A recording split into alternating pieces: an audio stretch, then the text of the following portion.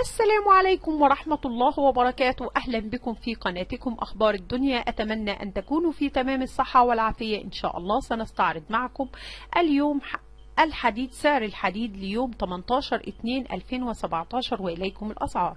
سجل حديد عز 9080، الدخيلة 9080، المصريين 8850، بشوي 8950، العتال 9000، عطية 9000، المراكبي 8800 جنيه للطن.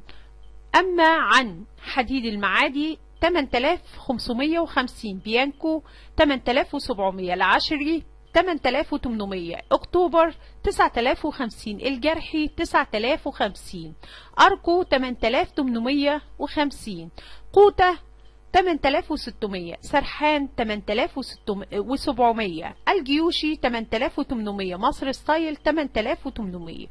شكرا لاستماعكم الفيديو، برجاء الاشتراك بالقناة ودعمكم لنا، وجزاكم الله كل الخير.